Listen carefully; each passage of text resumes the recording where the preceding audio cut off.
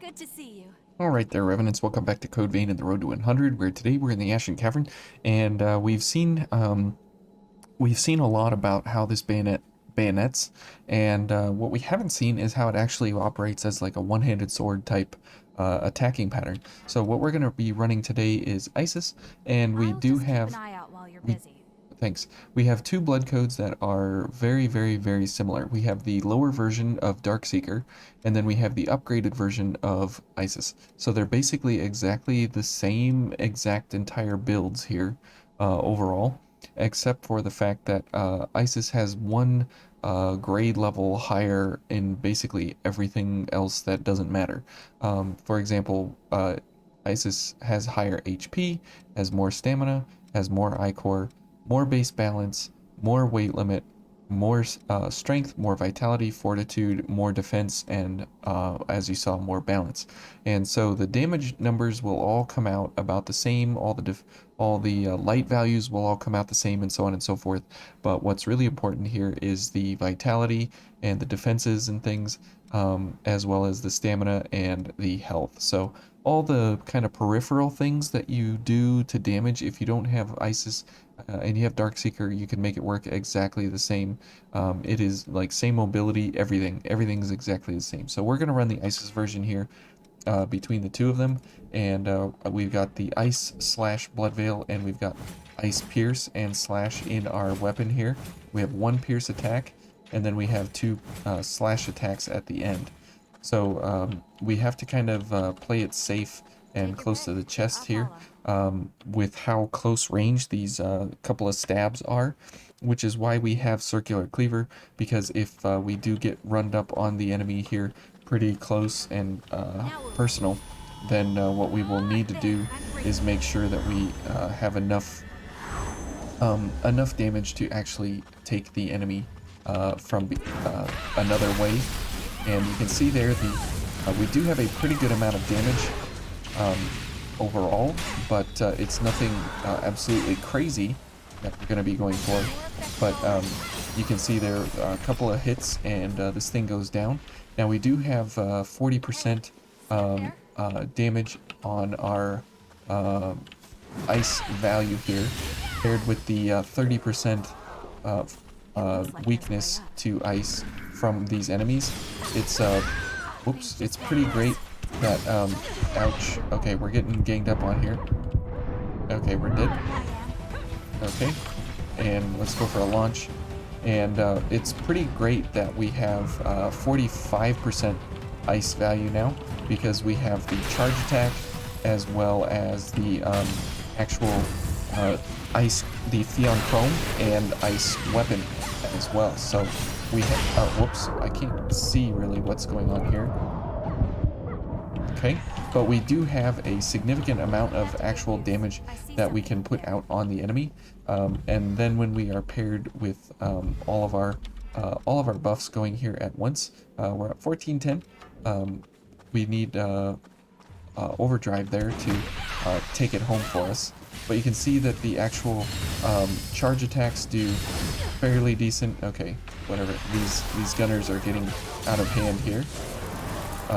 But we can do some pretty good damage, regardless of, you know, Thank you. the problems that we're having here getting up close and personal with these enemies. And then when we have White Mia along the way here, we have pretty good defenses on our Blood Veil overall. Slash being the weakest, unfortunately, but that is good enough for whatever we need to be doing here. Okay, so is nice that the Bloody Snow on a charge attack. The charge attack is kind of like a Look at the side size of thought this or cavern. an afterthought here This is not my kind of um, party. for this Keep cover. build I'll setup fix here, them quickly. and having range attacks is just kind of like a glorified dagger here. There's really no super benefit for it. Oh, whoops. Okay, that was unfortunate. Okay, and let's go for a launch attack on this. Oh, well, we hit both, so that was unfortunate. So we'll try and get a backstab on this fella. And just the fact that we have the 40% and they're 30% mixing together in the ice weakness, it really gives us a huge buff to our damage overall. I wish I was playing a little bit better here, because this is absolutely horrible here how we're going. Good. Okay. Stupid slimes. But you can see the very close quarters kind of combat attacking weapon this is. And since everything in here is like super close together, I figured it would be kind of a good representation of, whoops, of how close you need to be in on the enemy to actually get the damage when you need it, and that is the real problem. Okay. Okay. And here we can go for a circular cleaver if we could hit this thing. And you can see there the first poke, since it's pierce damage, it does not as good as the following two successive slashes, because these enemies are weak to ice. It really helps and slash ice slash, and so it is really nice that we're able to have all of that built into this weapon, all at the same time, with no other complications here. And because our veil is ice slash as well, we are doing really good pair-ups here for enemy weakness, enemy damage, and making oh, okay, and that's good for circular cleaver here. Okay, and some reason everybody was not going down on circular cleaver there. That was weird. Can't see anything actually, what's going on. So I have no idea what I'm actually getting hit by and what is actually happening. Easier than I expected. Was it Mia? Was it really? I don't think so.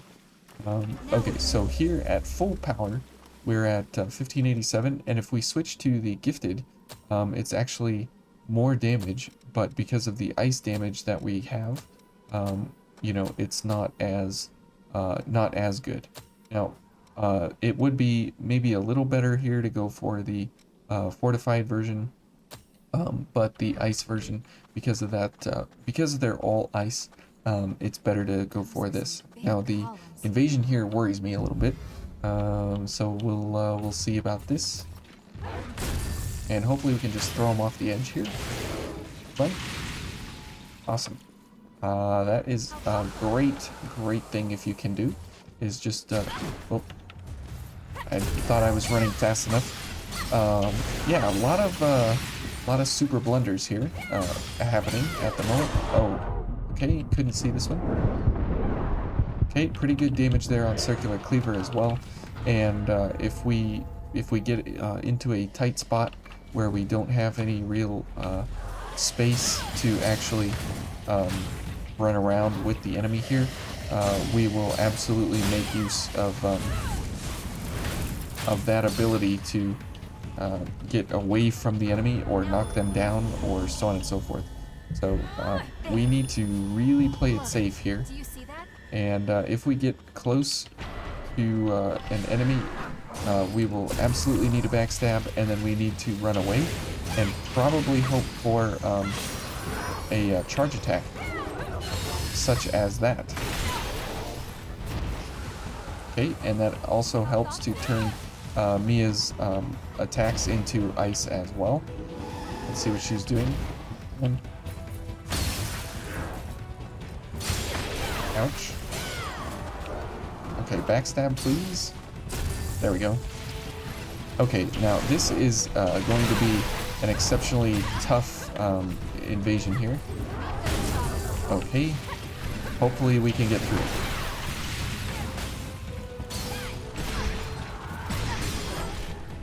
Mia, stay alive. Okay. And the backstabs are going to be something that really saves us here. Okay. Okay. Thanks, Mia. Now we could back up here for a second and go for some charge attacks, which we might actually need to. Okay. And hopefully that can take care of somebody there. Nope, it actually can't. We're not doing too well here. Okay, good. And that will give us a little more damage output on our weapon, which is very nice. That was the end of the invasion. Okay, well, Mia probably carried me most of the way through that invasion, but we did pretty well overall. Actually, I'm pretty surprised.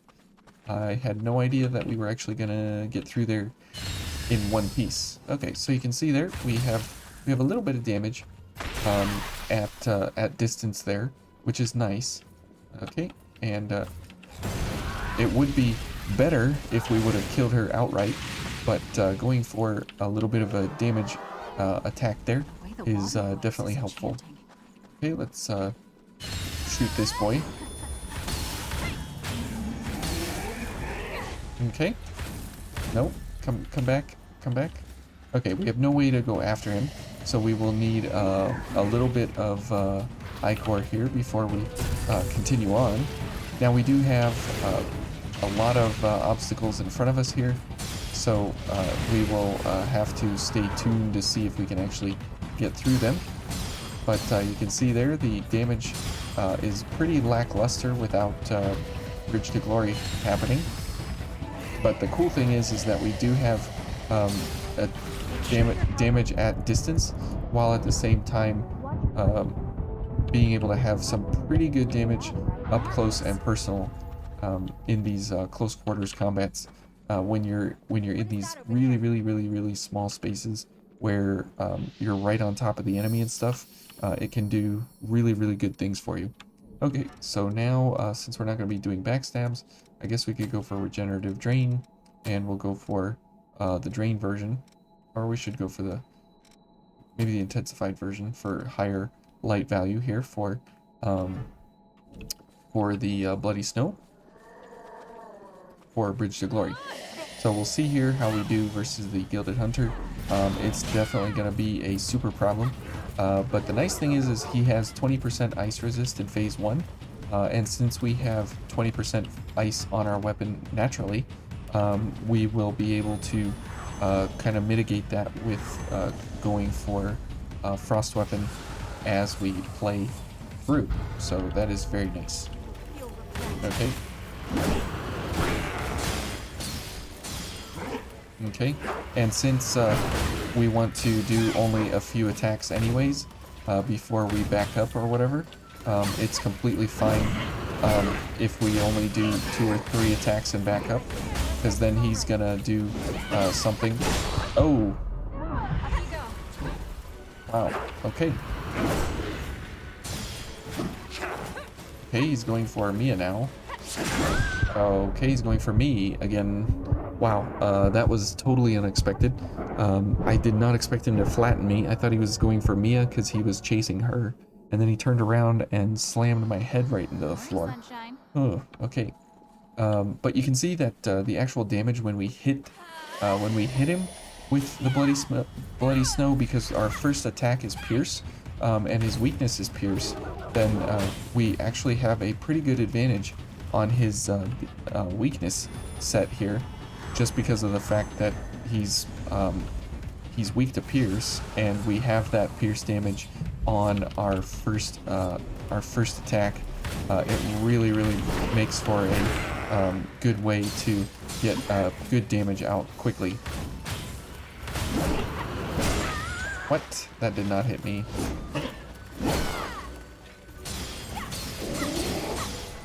Okay, and that definitely is a nice spot for the jump back.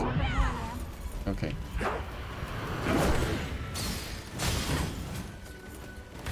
Alright. I'm used to normal rolls on this guy. And this is where it is bad that we jump back, is during those fights there. Okay, that hit me, I guess. Okay, let's go ahead and heal. Okay, I'll take it to the face, please.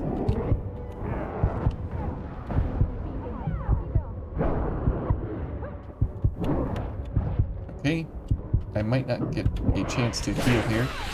Oh, he's not doing the third attack. Let me heal for you, Mia.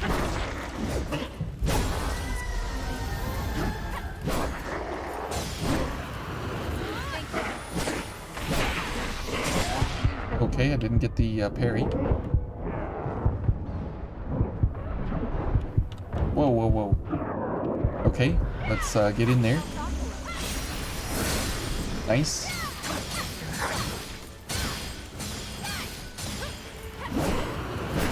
Okay, so yeah, if you can survive the, the first phase there, it can go pretty easily, pretty quickly, just because that first attack there is Pierce.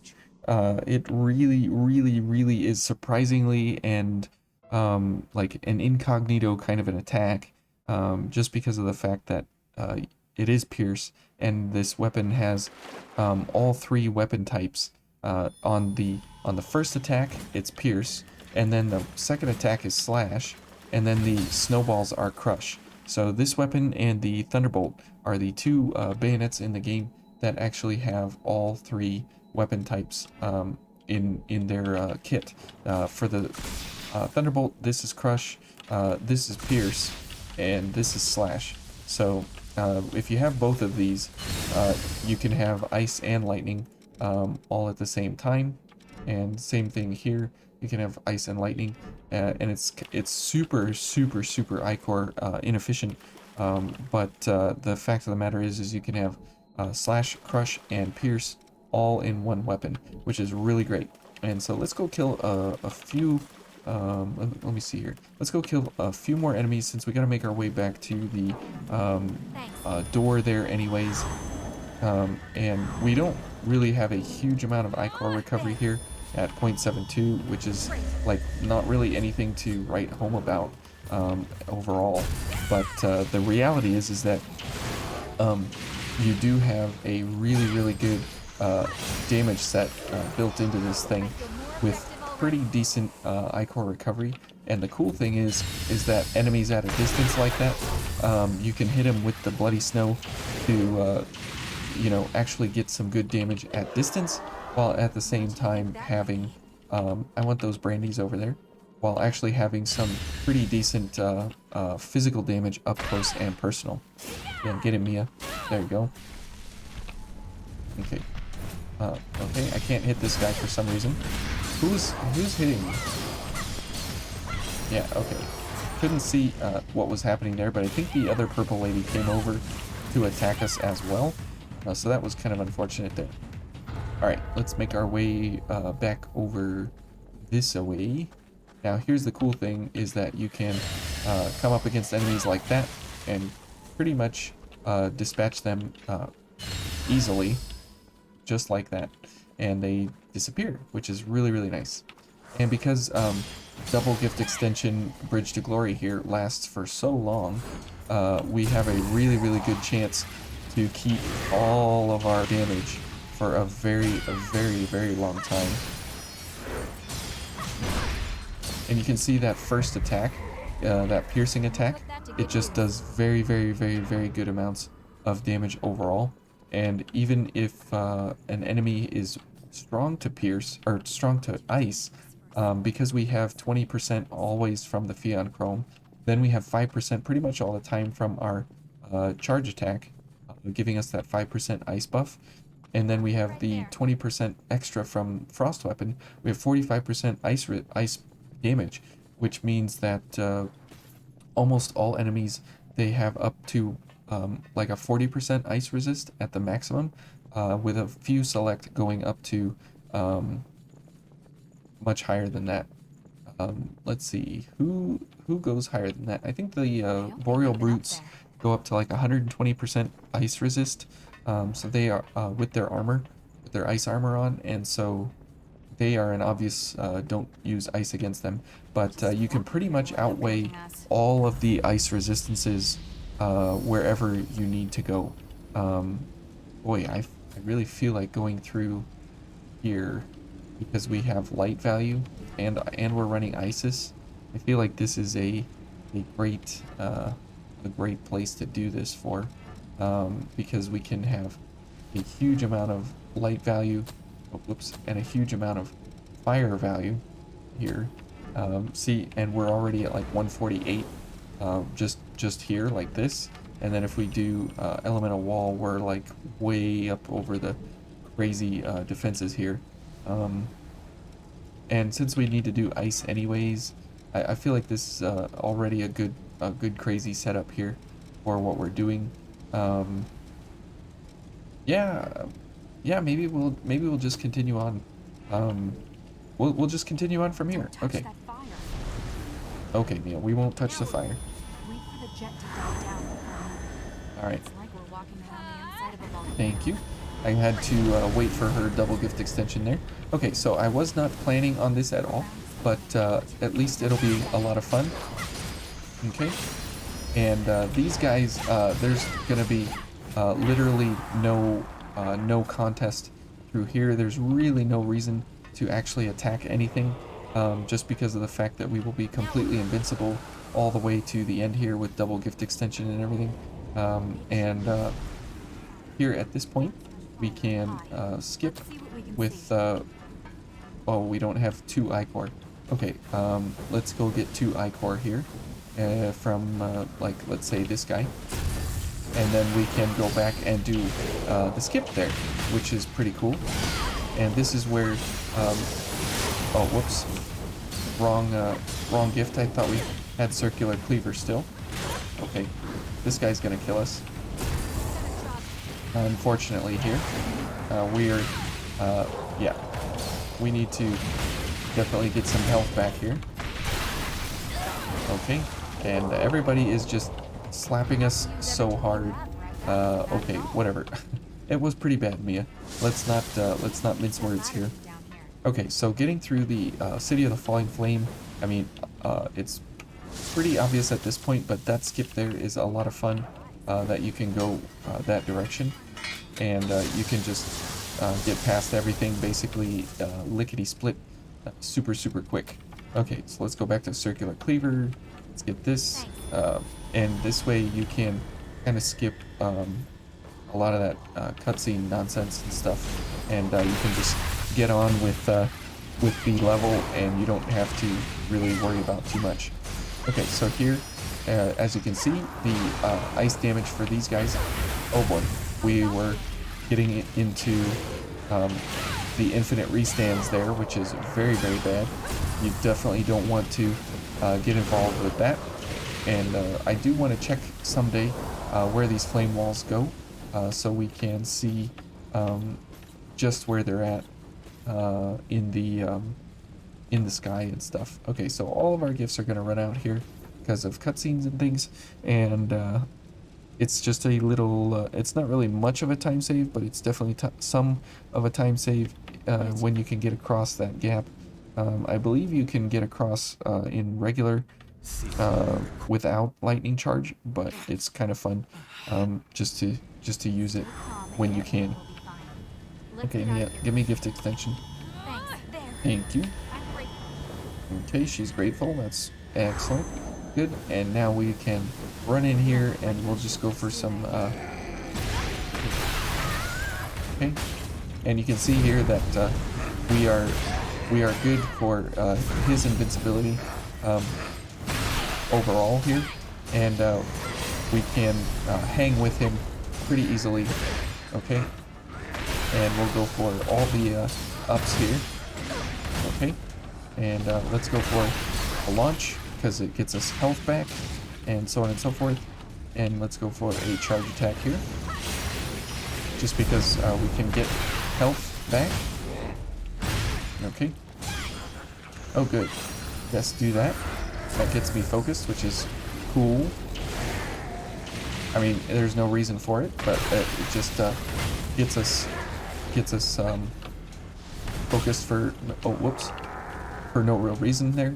So not a problem. I guess we'll just take the focus and go. Excuse me. Okay, so the City of the Falling Flame here. I guess we'll just head to the end then, and we'll get on with it. Because there's really nothing whoops. There's really nothing exciting and interesting here about where are we? Oh, whoops. Okay, we fell off the exact same way we just came down. I got a little bit confused there with what was happening. So we'll just speedy our way to the end here because what's her name? Emily is gonna be kind of fun and everything, and going for the bloody snow in this area is a lot of fun because it does give you all the ice values and stuff, and since we were going to be running something kind of similar anyways for ice values, obviously it just kind of makes sense just to get on with it here and move on to the end of this area. And let's not forget our stuffed toy for Nicola. I always like to think that I give them to him when I save him someday. That would be cool if he would really enjoy those stuffed toys. That would be a lot of fun. Okay, so here's Circular Cleaver. I guess we could go for Severing Abyss, but Circular Cleaver is just really, really, really good damage. There it is. Okay, so let's go ahead and get everything going. Can you give me gift extension too? There. Thank you. I'm great. All right, and we don't need anything else other than what we have going right here. There's really no reason for anything else, so let's get into it and let's take out a kitty cat. A pitter patter of kitty cat paws. Here they come. Okay, and let's get the bridge going. Get ice. Okay, and you can see that our what is that?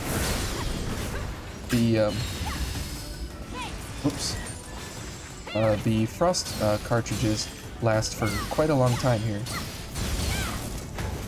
Okay, and the cool thing is that when she's at a distance, okay.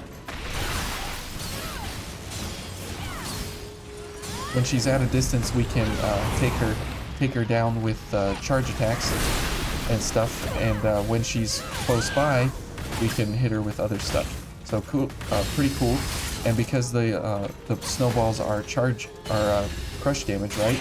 Okay, we can do some pretty good damage to stagger her over and over and over. There you go.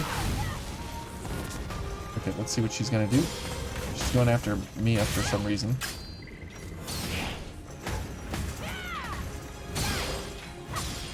Okay. Nice. Alright, Emily. And snowballs. Oh, come on. Snowball? What is going on? It's like the right click is locked. I can't do just a regular one snowball. I want to do one snowball to kill her. Oh, unfortunate. Anyways, that was a little bit more than I wanted to bite off here for this episode, but at least it is a fun way to go about getting that super damage out on the enemies. And you can see that as an actual bayonet, where you're actually just using it to attack the enemy with the actual attack string itself. It does fairly well overall, and don't let the card deceive you here. It does do pretty decent damage overall. So thank you, and we'll see you in the Crown of Sand next. Ugh, that's gonna be awful.